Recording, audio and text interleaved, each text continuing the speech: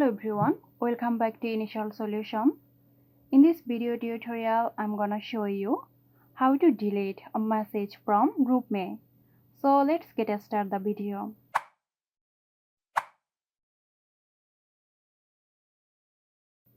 I'd first open the GroupMe app and now go to the chat from where you want to delete the message.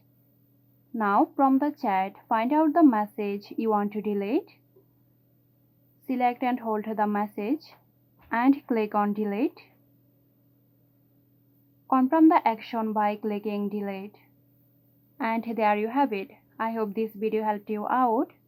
Stay tuned for more helpful tutorials here at Initial Solution.